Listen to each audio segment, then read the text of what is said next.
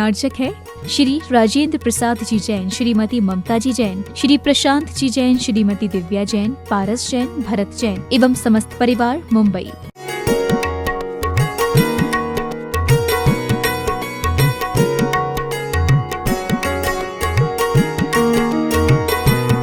पौर्वाणिक स्वाध्याय बेलायाम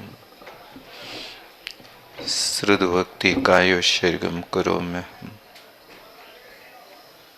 कोटिशतं द्वादशैविकोट्यो लक्षाण्यशीतस्त्रधिकानि चैव पञ्चाशदष्टौ च सहस्रशङ्खमेतच्छ्रुतं पञ्चपदं नमामि।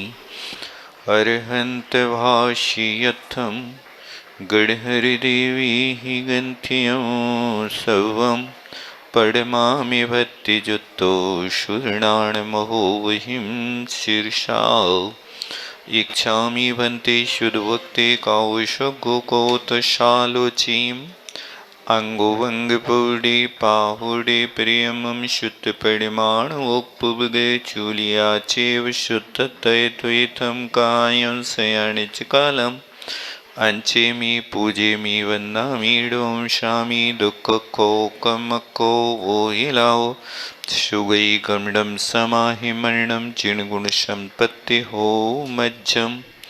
अथ पौर्वाणिक स्वाध्याय वेलायां श्री आचार्य भक्ति कायोत्सर्गं करोम्यहम्। सृजलधिपार्केभ्यः शुभरमतिविभावेना पटुमतेभ्यः शुचिरितपोनिधेभ्यो नमो गुरुभ्यो गुरुगुरुभ्यः। छत्तीसगुणसमग्रे पंचविहाचारकरणसन्दर्शे शिष्यानुगयकुशले धम्मायिरे सदा वन्दे।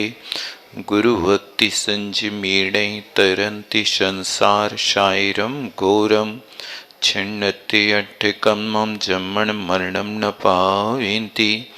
ये नित्यमृतमन्त्रहोमनिरता ध्यानाग्निहोत्राकुला षट्कर्मा विरतास्तपोधनधना साधुक्रिया साधव शीलप्रावरणा गुणप्रेरणा चन्द्रार्कतेजोधिका मोक्षद्वारकपाटपाटनभटा प्रीडन्तु मां साधवा।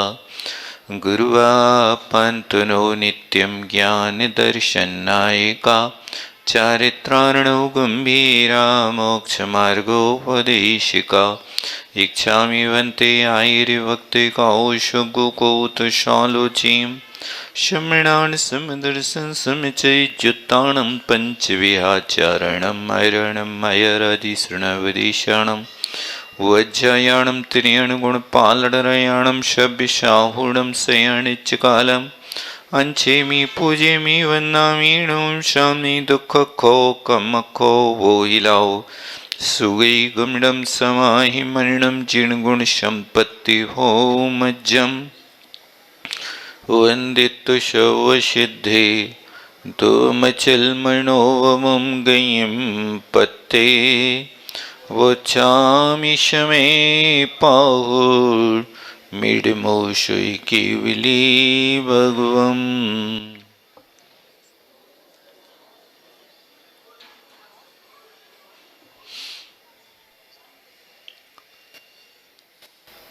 कल गाथा में अपन ने देखा था आत्मा में जो पर के निमित्त से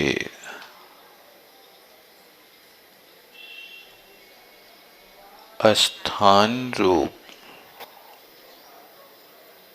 भाव थे, द्रव्य रूप भाव रूप,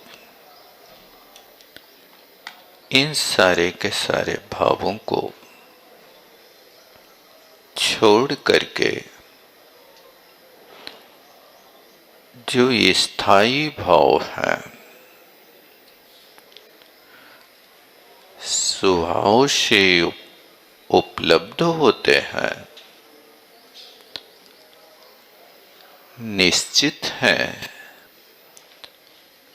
ऐसे भावों को तुम ग्रहण करो। शेष भावों का त्याग करो। ये भाव स्वभाव भाव और विभाव भाव, तत्वार्थ सूत्र में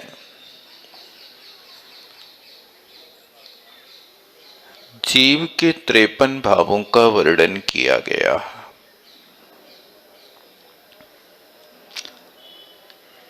53 भाव कहें अथवा संक्षेप में 5 भाव कहें।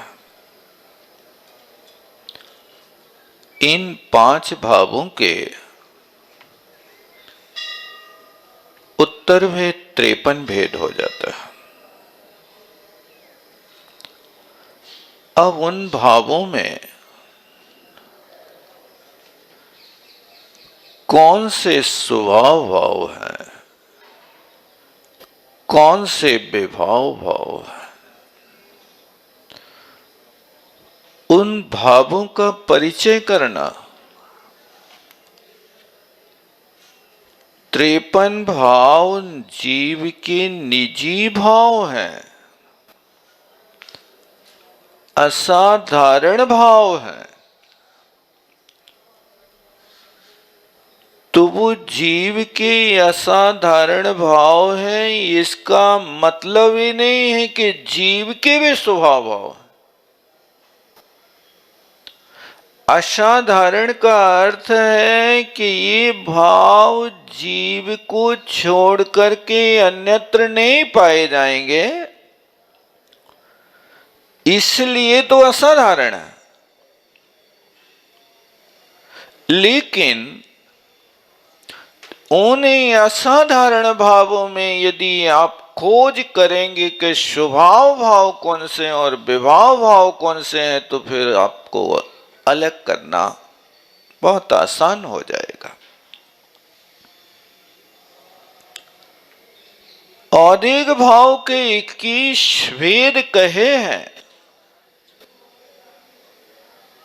ये पूरे विभाव, क्योंकि यौदिक का अर्थ ही हो रहा, उपाधि लगी हुई है उसमें।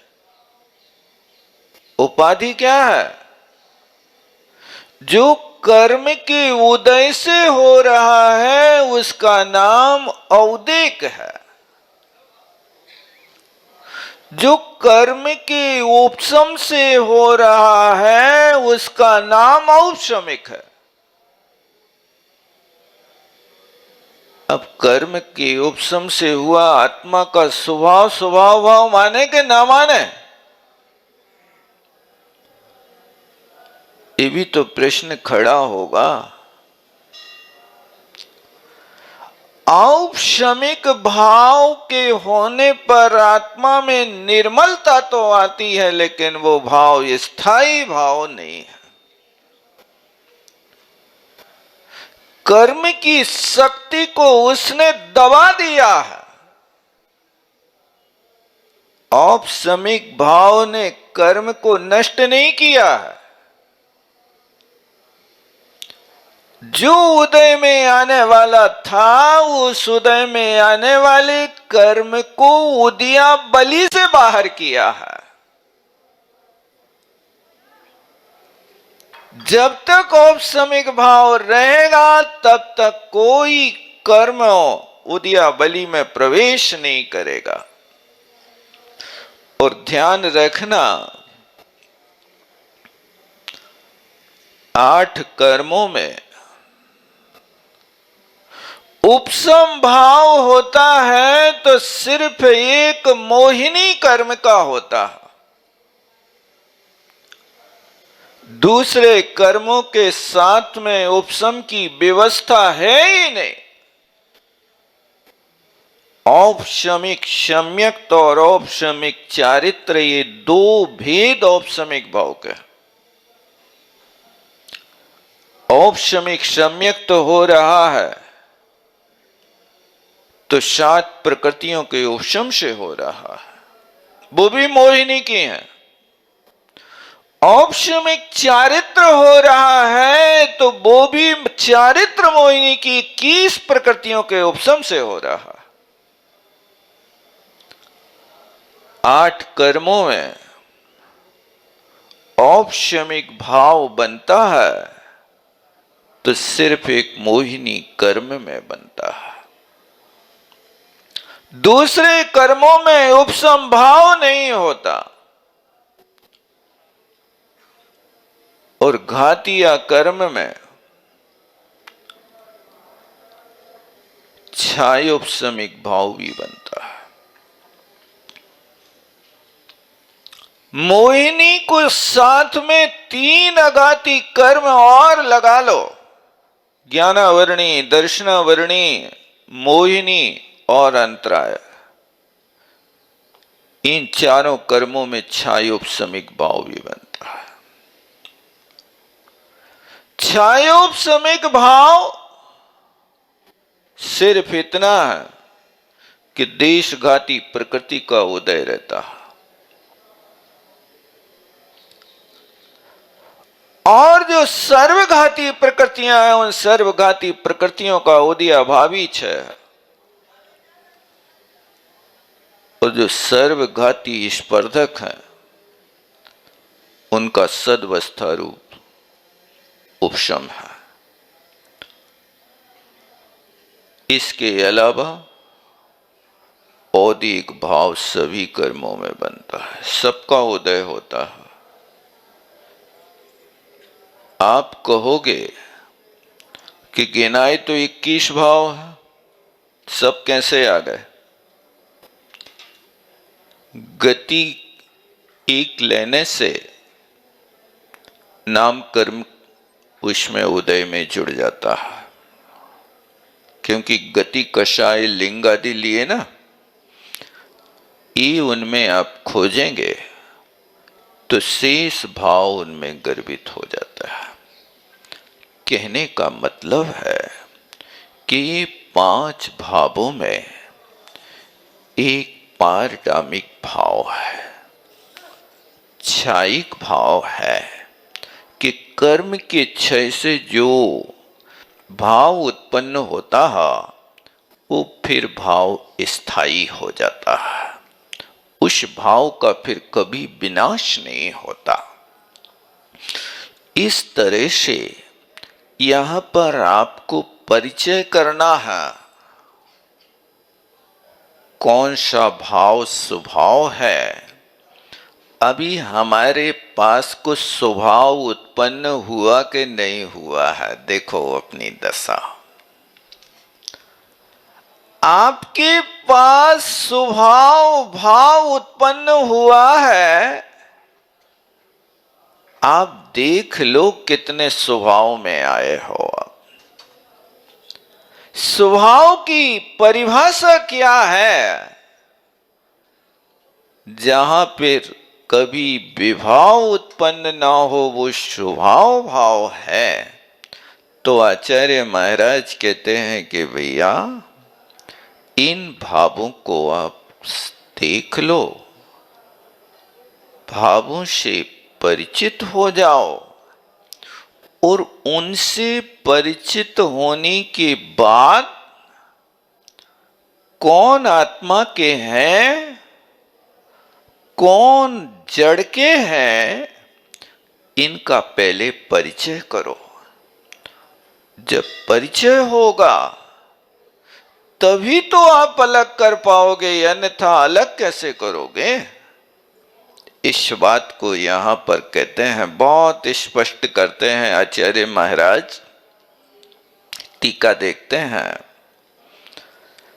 यह है खलु 203 नंबर की टीका। यह खलु भगवती आत्मनि बहुनाम द्रव्य भावानाम मध्य एक लतत स्वभावेन उपलभ्यमाना अनियत्व अवस्था अनेके क्षणिका व्यभिचारिणा ते सर्वेपि स्वयं अस्थायित्वेन स्थातुः स्थानं भवितुम् अशक्यत्वात् अपदभूता। एक एक शब्द को पकड़ना, यह माने इस प्रसंग में यहां पर जो तुम्हारे लिए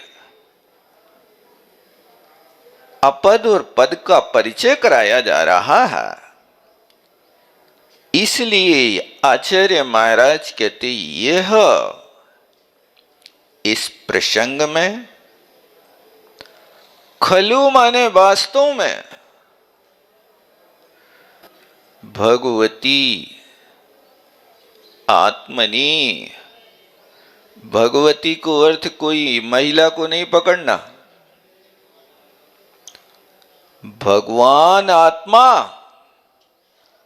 भगवान शब्द का सप्तमी के एक वचन में भगवती बनता है।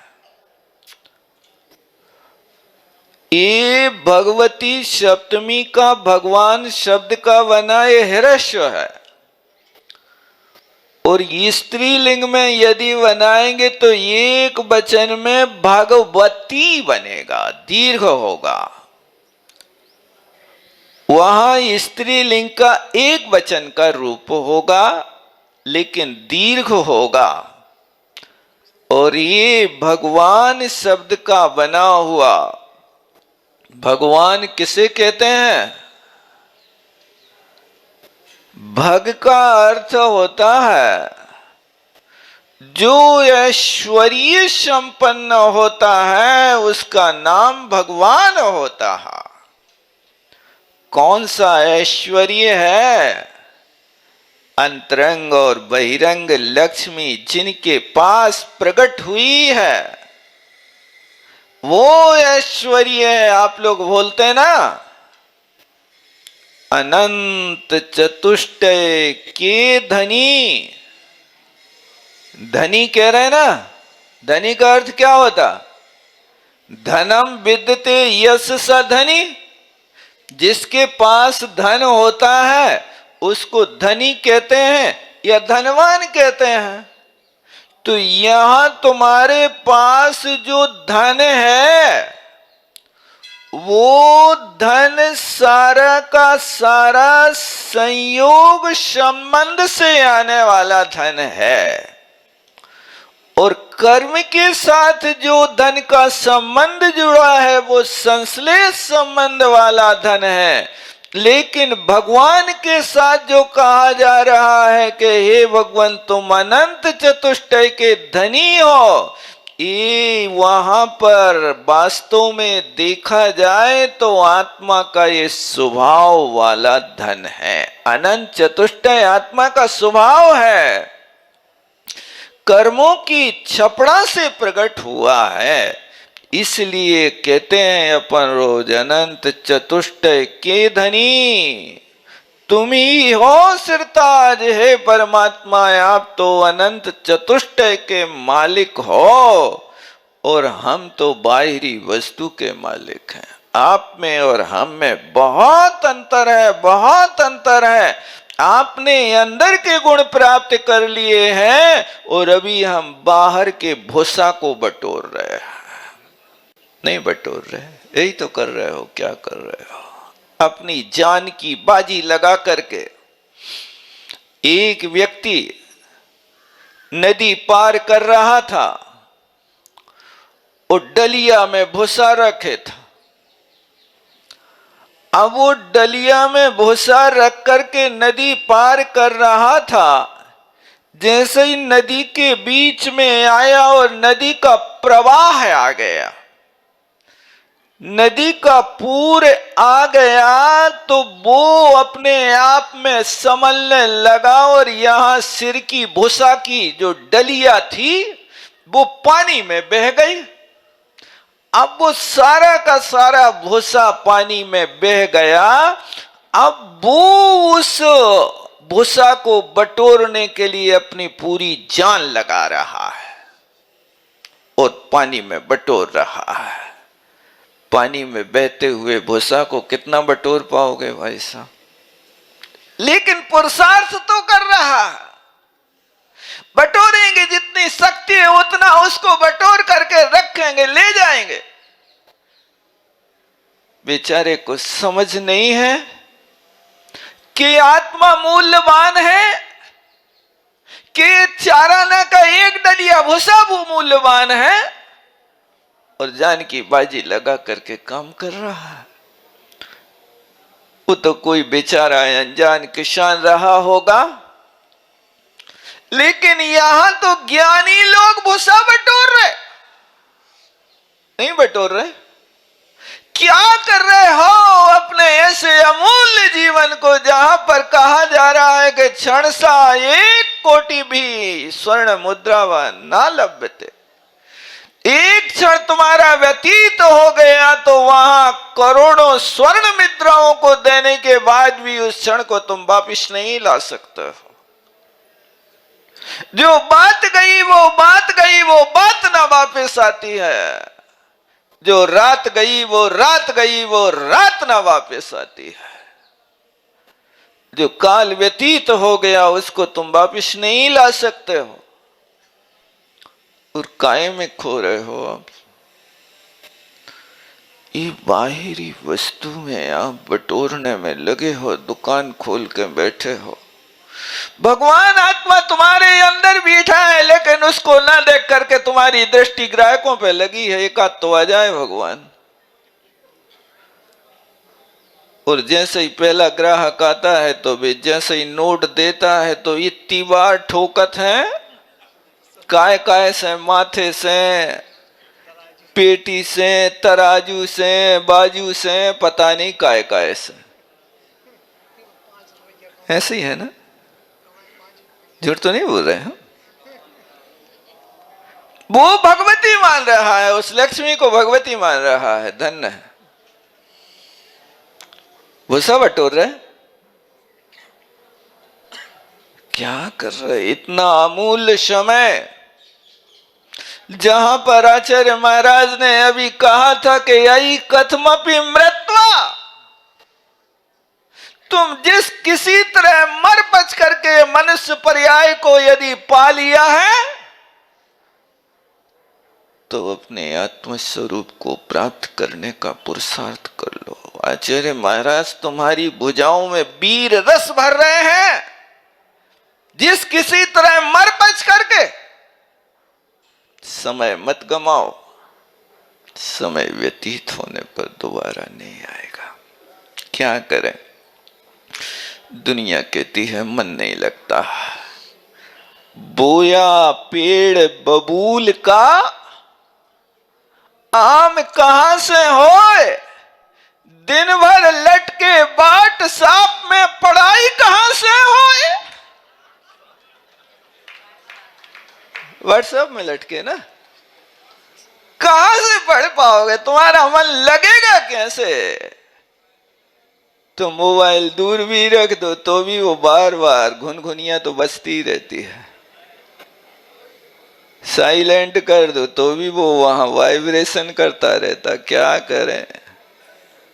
मन नहीं लगता है। वे ऐसी शरीर में लगती है कि आवाज नहीं आ रही, लेकिन वे चिटियां सी काटने लगती हैं। देखो फुरूरू छूटती है, देखो तो बार बार शिकायत करता, मन नहीं लगता, मन नहीं लगता, मन नहीं लगता। मन लगेगा कहां से तुम्हारा? बबूल को बोकर के आम की आशा कर रहे हो, मन को बदनाम कर रहे हो। ऐसा मत करो भैया, थोड़ा समझदारी से काम करो। देखो तुम्हारी आत्मा के लिए क्या विशेषण दे रहे हैं? भगवती आत्मनि, भगवान आत्मा। तुम्हें कभी गौरव होता है अपनी आत्मा से? कहते हो भगवान आत्मा हूं, आपको कोई गौरव नहीं होता। आपको अपने आप में अपने आत्म तत्व का कोई परिचय नहीं होता। आचार्य भगवान तुम्हें परिचय करा रहा है। देखो, ये आत्मा का स्वरूप है। आप अपने अंदर गौरवशाली तो मानो, लेकिन गौरवशाली मानते हो तो अहंकार के पेड़ पे लटक जाते हो, हमसे बड़ा कोई नहीं। ऐसा नहीं। यहां पर जिस उद्देश्य से कहा जा रहा है उस उद्देश्य को समझो। भगवान आत्मा में बहु नाम, 1-2 नहीं, 10-20 नहीं, 100-50 नहीं, बहु नाम असंख्यात लोक प्रमाण। असंख्यात लोग समझते, यानी लोक असंख्यात प्रदेशी है। 343 घन राजू प्रमाण है। ऐसे असंख्यात प्रदेशी एक लोक नहीं, 2 नहीं, 100-200 नहीं, 1000-500 नहीं, असंख्यात लोक प्रमाण ऐसे भाव होते हैं। उसके लिए कहते कि बहु नाम द्रव्य भावानाम, बहुत सारे द्रव्य भावों के मध्य में एकिल जो वास्तव में अतत स्वभावेन है। अतत स्वभाव, तत्स्वभाव दोनों को समझना। जो अपना स्वभाव नहीं है उसको कहते अतत स्वभाव, और जो अपना स्वभाव है उसका नाम तत्स्वभाव है।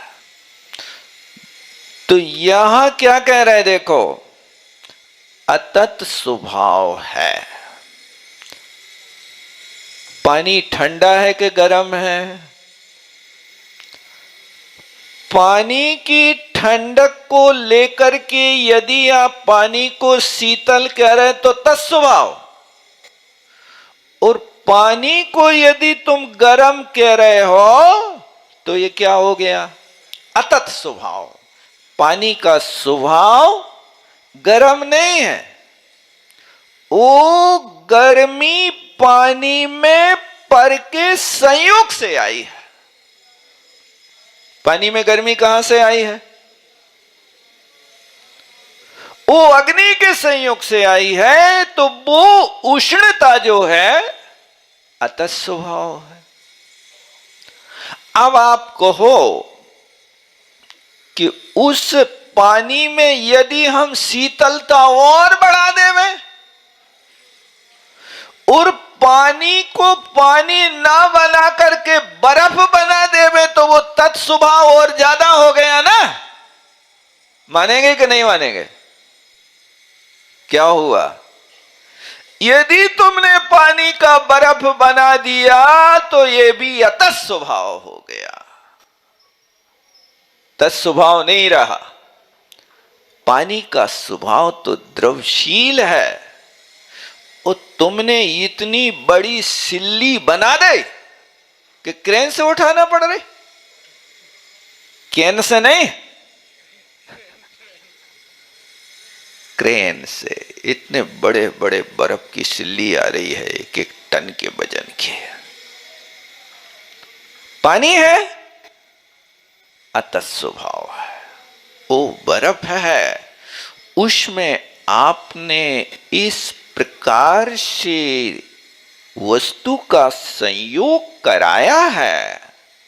स्वभाव से पानी बर्फ नहीं बना है, उसमें आपने कूलर आदि के माध्यम, फ्रिज आदि के माध्यम से उस पानी को आपने अतत स्वभाव के रूप में परिवर्तित कर दिया। बर्फ बन रहा है तो भी अतत स्वभाव, और यदि यहां उष्ण हो रहा है तो भी अतत स्वभाव।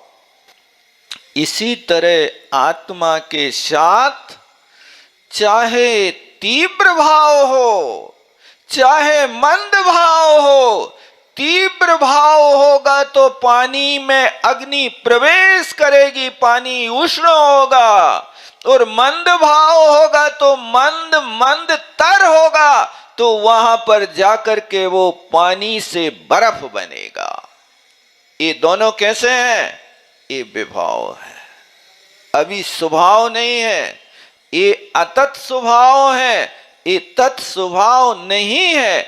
इसलिए लिखा ये किल माने निश्चय से, अतत स्वभाव से उपलब्ध हुए हैं। ऐसा निमित्त मिला है जिन निमित्तों के माध्यम से उसके लिए ठंडा गर्म किया गया है।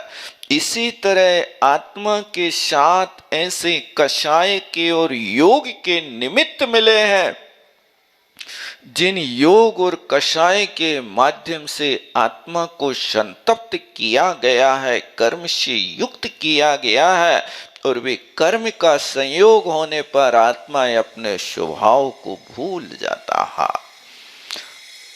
और वे कैसे हैं? देखो, अनियत अवस्था वाले हैं। अनियत अवस्था है मतलब जो पानी में उष्णता आई है वो अतः स्वभाव था, उस पानी को गर्म कितनी देर रख सकते हो आप बताओ? कितनी देर रख सकते हो? हम तो अग्नि पे रखे रहे, पानी ने बच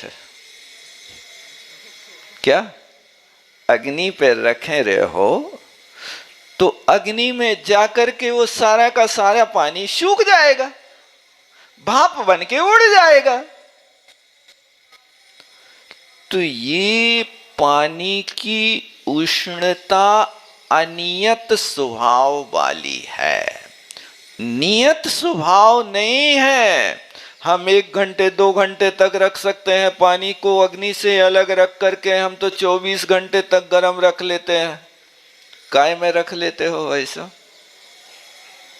काय में गर्म रख लेते हो बताओ?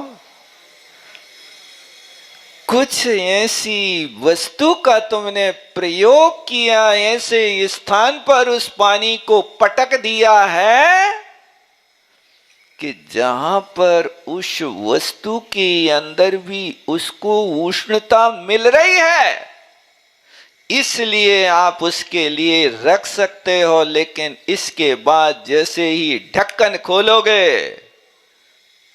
वो शीत स्वभाव में आना प्रारंभ कर देगा। ये है अनियत अवस्था। इसी तरह कर्म की उदय में आत्मा की जो अवस्था है वो अनियत अवस्था है। मैं कहता हूं आप बहुत क्रोधी हैं, लेकिन ईमानदार से ये बताओ कि 4 घंटे तक एक जैसा क्रोध करते रहो, पुरस्कार मिलेगा या आपको बहुत अच्छा, मोटी रकम का। 4 घंटे तक जैसे 5 नंबर पे तुम्हारा पंखा घूमता है ना, ऐसे प्रथम समय से लेकर के 4 घंटे तक एक जैसे क्रोधी बने रहो, हृदय कांपता रहे, ओंठ स्पंदित होते रहे, शरीर बिल्कुल हिलता रहे, आंखें बिल्कुल खून बरसता रहे। ऐसे हो सकते 4 घंटे तक? कितने घंटे हो सकते ईमानदारी से बताओ? हैं? अरे 4 मिनट भी बड़ा होता है।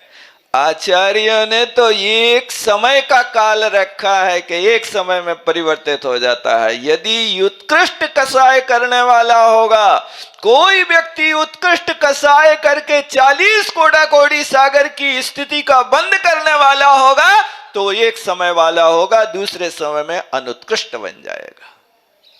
तुम कैसे 4 मिनट की बात कर रहे हो? 4 मिनट तो बहुत बड़ा है भाई साहब। 4 मिनट के कितने सेकंड हो गए? 240 सेकंड हो जाएंगे ना। 240 सेकंड में असंख्यात आवलियां हो जाएंगे भैया। कहां पहुंच रहे हो? इतना है ही नहीं काल।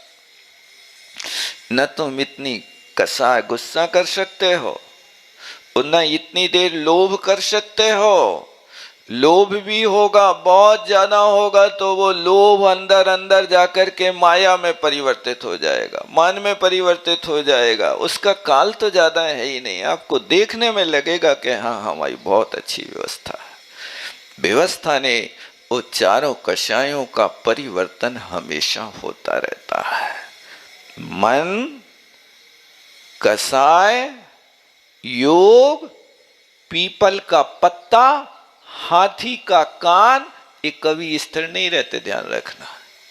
परिवर्तित होते हैं, हमेशा परिवर्तित होते रहते हैं। कषाय का काल एक समय है, ज्यादा से ज्यादा यदि कोई खींच लेवे तो अंतर मुहूर्त तक होगा, इसके बाद उसको परिवर्तन करना ही पड़ेगा। इसी तरह मन है, एक समय के बाद परिवर्तित हो सकता है।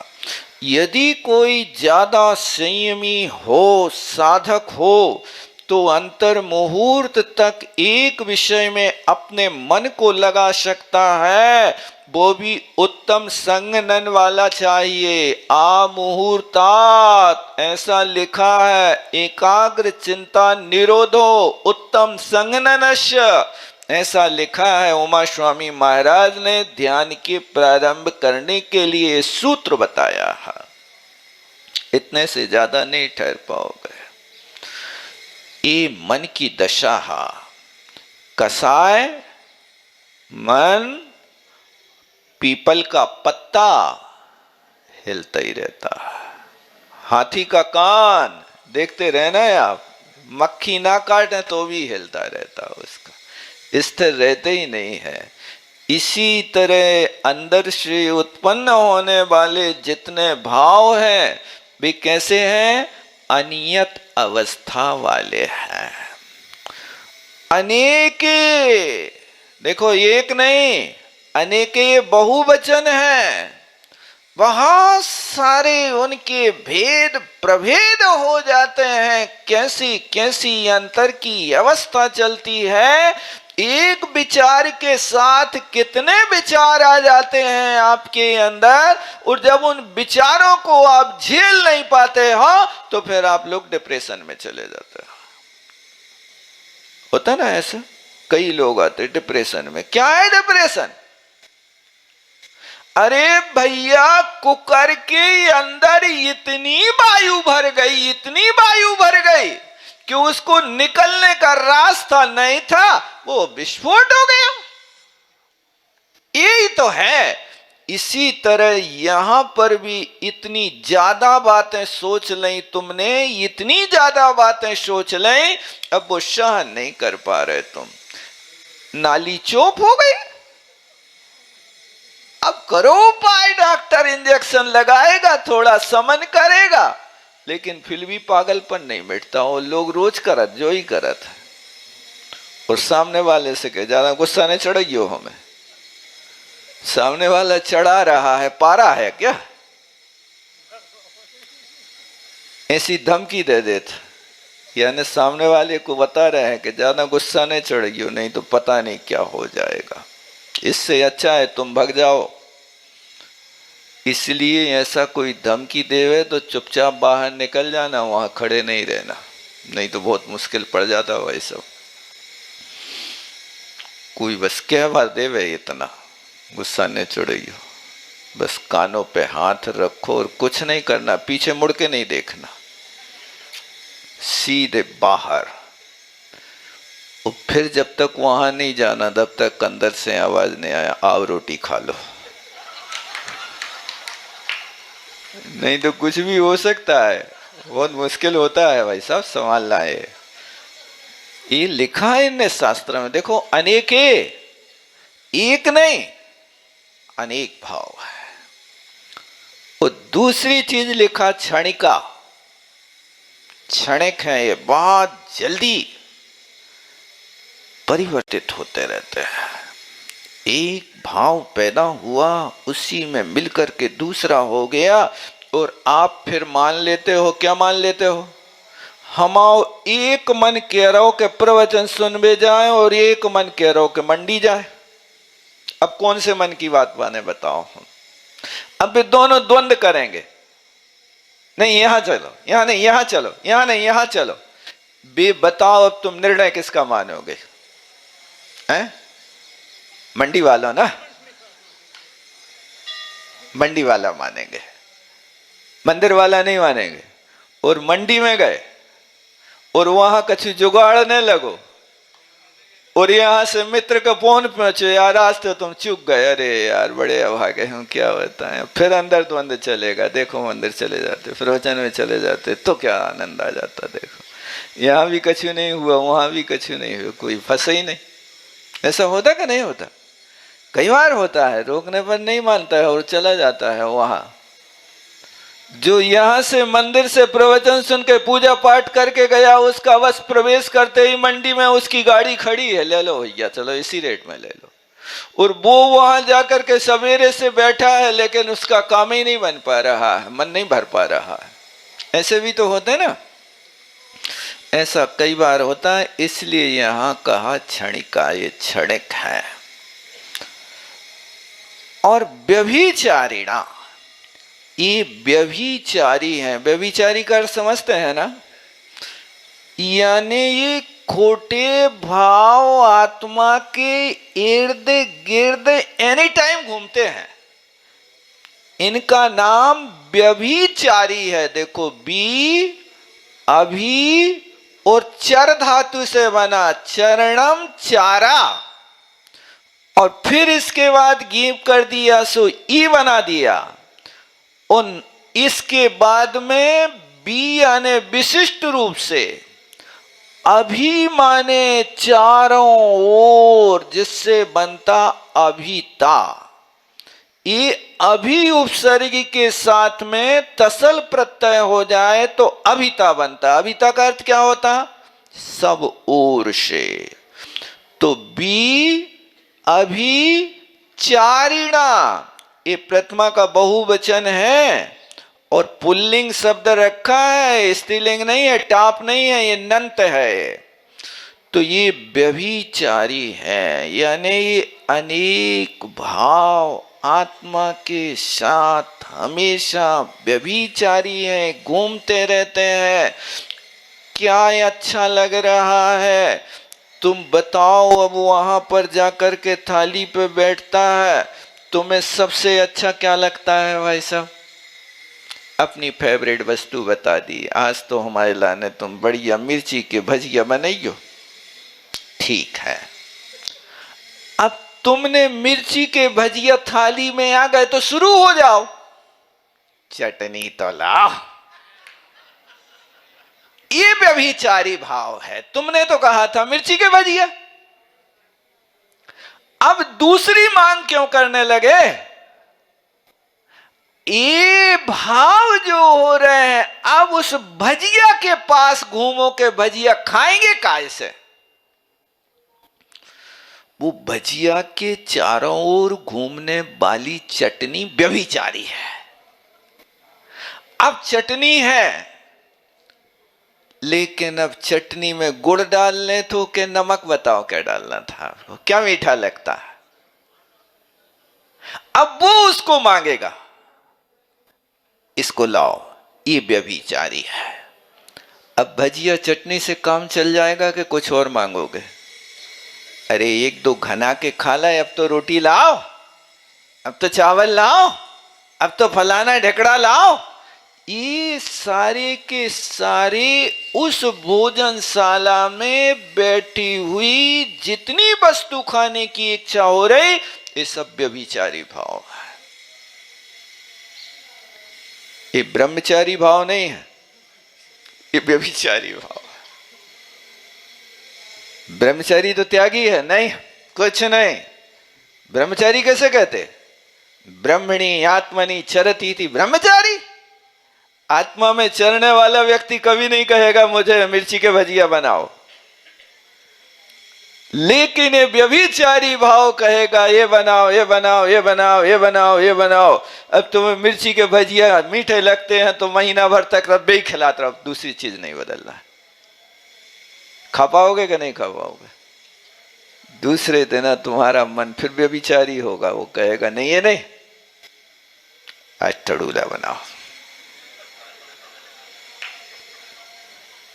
अब फिर उनके निकट घूमेगा। ई भाव सर्वे पी, देखो क्या लिख रहे हैं, इस सारे के सारे भाव स्वयं अस्थाई त्वेन, ये स्वयं अस्थाई है, ये स्थाई है ही नहीं। भले ही तुम कहते हो ये वस्तु मेरी फेवरेट है, चाहे खाने की हो, चाहे पहनने की हो, चाहे ओढ़ने की हो, चाहे देखने की हो, फेवरेट है, उसी को अपना लो।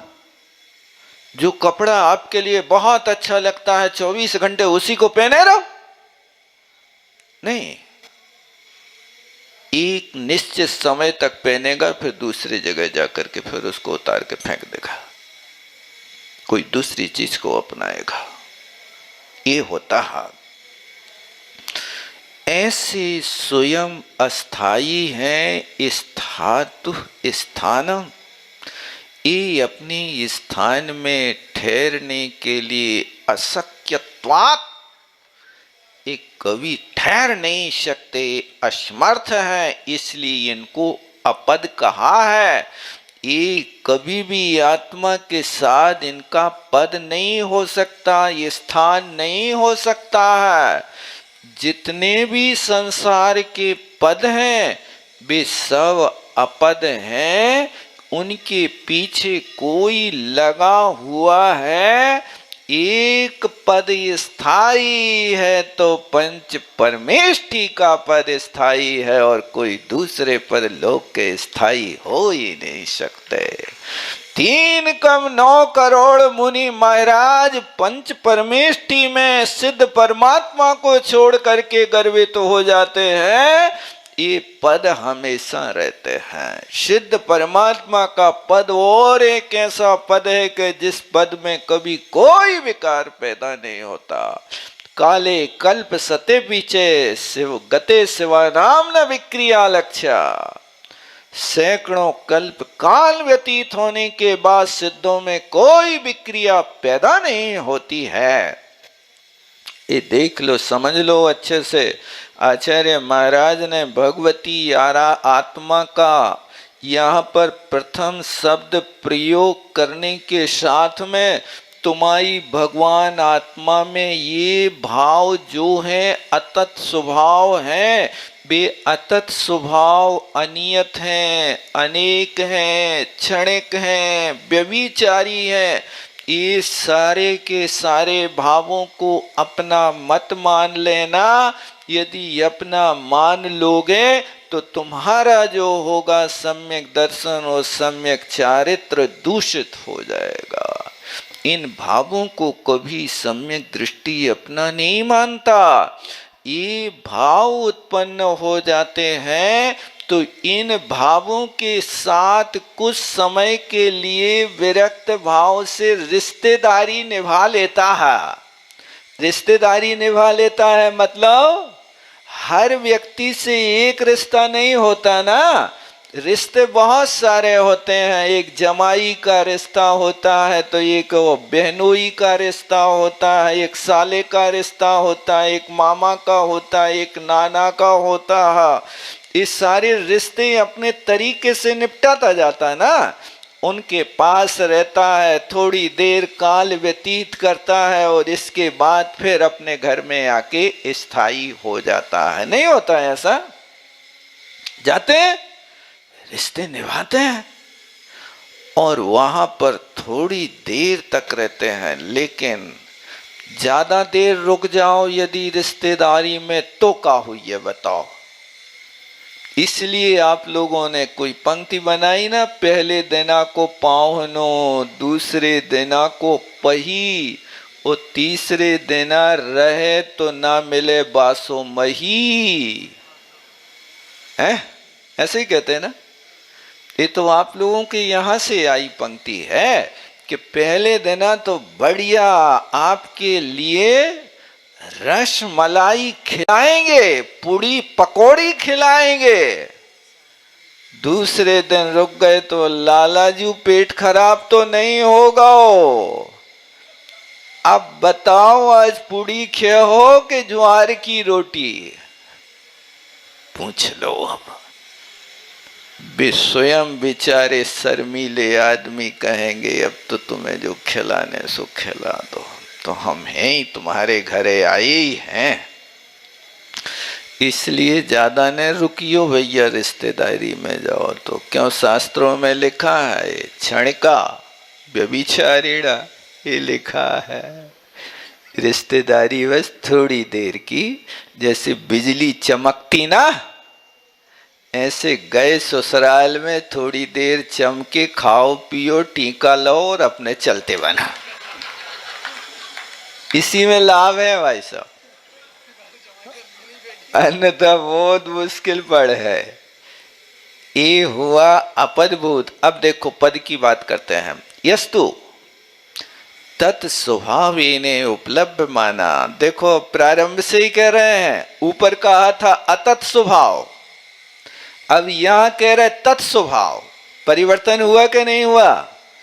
यहां तत्स्वभाव से उपलब्ध मान नियत अवस्था वाला, वहां था अनियत अवस्था, यहां नियत अवस्था।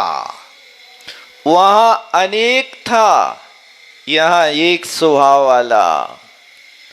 वहां क्षणिक था, यहां नित्य हो गया। अंतर समझ रहे कि नहीं समझ रहे? देखो उसी के सामने स्पष्ट करते जा रहे हैं आचार्य महाराज। ये नित्य हो गया। ऊपर व्यभिचारी था, अब यहां क्या हो गया? अब व्यभिचारी हो गया। कोई दोष नहीं है, वो निजी भाव है। सा एक ये, वह हमेशा एकाकी ही रहता है, स्वयं स्थायी रूप से स्थातु स्थानम भवितुम शक्यत्वात्। ये देखो स्थायी रूप से ये हमेशा स्थिर रहने वाले हैं और वो पदभूत हैं, कभी भी उनके साथ में अपद अवस्था नहीं होती है। ये दोनों चीजों को समझो, दोनों के स्वभाव और विभाव को समझो। आग कचरे को जलाती है, लेकिन सोने को तो शुद्ध करती है। आग कचरे को जलाती है, सोने को शुद्ध करती है। इसी तरह इन भावों को समझो कि अभी हमारे पास अनियत अनेक क्षणिक व्यभिचारी भाव है। इन्हीं भावों में से आग की तरह आप उनको नियत एक नित्य स्वभाव अव्यभिचारी मानो, क्योंकि जब भी ये भाव पैदा होंगे तो उन्हीं की उपस्थिति में होंगे। उनके समाप्त होने के बाद में तुम्हें ये भाव मिले नहीं, वे रहेंगे और उनके रहते रहते धीरे धीरे उनकी सरकार को गिराना है, अपनी सरकार को बनाना है। अपनी सरकार कौन सी? जो आत्म तत्व है, उस आत्म तत्व की सरकार को बनाओ, और जो जड़ की सरकार है उसको सरका दो, दूर करो।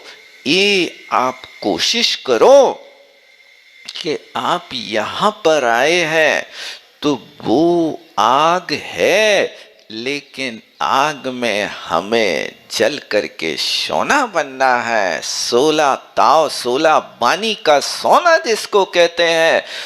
देखो दुनिया तो एक बार अग्नि परीक्षा देती है, लेकिन सोना तो 16 बार अग्नि परीक्षा दे करके बाहर निकल करके आता है। जो 16 बार अग्नि से बाहर निकल करके आता, फिर उस सोने की देखो क्या दशा होती है, अलौकिक चमक होती है। यहाँ पर आपके लिए भी कहा जा रहा है कि तुम परीक्षा तो दो, अग्नि परीक्षा दे करके एक बार बाहर निकल करके आओ, शुद्ध सोने की तरह बन जाओगे। बस इतना है कि काम विवेक से करना। क्रोधी व्यक्ति जहर खाए तो मर जाए, लेकिन कोई रोगी व्यक्ति वैद्य के निर्देश में जहर खाए तो जिंदा हो जाए? नहीं होता। खाते बस तुम रोगी हो, वैद्य के निर्देश में खाओ। तुम क्रोधी हो, गुरु रूपी वैद्य के पास जाकर के यदि गुरु जहर भी खिलाएंगे तो तुम्हारा क्रोध रूपी जहर नष्ट हो जाएगा, और बिना उसके यदि तुमने खाया तो वो जहर खाओगे तो मर जाओगे। इसलिए क्रोधी जहर खाएगा तो मरेगा, और वैद्य के निर्देश में रोगी जहर खाएगा तो जिंदा हो जाएगा। ऐसी कई चीजें हैं जो बहुत जहरीली होती हैं। कुचला होता है, कहते साक्षात जहर है, लेकिन उस कुचला के मोहड़े को कुचल कुचल करके सैकड़ों बार उसके ऊपर इतने पत्थर पटकते हैं कि उसके जहर को वो समाप्त कर देता है, और वैद्य उसको अमृत बना देता। अब तुम इसको खाओ, जी जाओगे। ये होना चाहिए। तो इन अस्थाई भावों के साथ में तुम्हें स्थायी भाव बनाना है, तो वो वास्तव में इस तरह से बनाने की कोशिश करो, अनुभव करो। उस अनुभव के साथ में तुम इन भावों को पा सकते हो, अन्यथा तो बहुत मुश्किल है, बहुत मुश्किल है। बस इतना है कि इन भावों के साथ में तुम्हें सहनशील बनना होगा। जिसको सहना आ गया उसको रहना आ गया। क्या? जिसको सहना आ गया उसको रहना आ गया। रहते सहते कहते कुछ ना। कोशिश करो। आप रह रहे हैं, सहन कर रहे हैं, लेकिन कुछ भी नहीं कह रहे हैं। एक चाटा मार दिया गाल पे, दूसरा और यदि कर दिया हाथ ढीला हो जाएगा। करके तो देखो, और तुम अपना गाल बचाओगे तो वो ढूंढेगा दूसरा चाटा मारने के लिए। इसलिए सहना आ गया तो रहना आ गया, और जिसको पचाना आ गया उसको जीना आ गया। खाने से नहीं, पचाने से पहलवान बनते हैं। कमाने से नहीं, बचाने से धनवान बनते हैं। पढ़ने से नहीं, चिंतन से विद्वान बनते हैं। और चर्चा से नहीं, चर्या से भगवान बनते हैं। चर्या में उतारने की तो कोशिश करो। वहां पेट भरा है और यहां मन नहीं भर रहा, फिर भी ठूसते जा रहे। अपच तो होगा। पचाने की कला आ गई जिस व्यक्ति के अंदर, उसको जीने की कला आ गई। आप जी सकते हो, वर्ष 125 जी, 125 वर्ष तक आपको जीना है तो आप इस तरह से जी सकते हो, अन्यथा नहीं जी सकते हो। समय अपना हो रहा है, पूरा नहीं हो पाया। एक पंक्ति और कर लेते हैं। ततः सर्वान एव अस्थायी भावान मुक्त्वा, इसलिए सारे के सारे अस्थायी भावों को छोड़ करके स्थायी भूत परमार्थ रस से सने हुए उनके स्वाद को लेता हुआ, ज्ञानम एकम एव इदम स्वाद्यम, आप सिर्फ अपने एक ज्ञान का स्वाद लो, पर वस्तु का स्वाद नहीं लो। अवश्य इस कार्यक्रम के पुण्यार्चक थे श्री राजेंद्र प्रसाद जी जैन, श्रीमती ममता जी जैन, श्री प्रशांत जी जैन, श्रीमती दिव्या जैन, पारस जैन, भरत जैन एवं समस्त परिवार, मुंबई।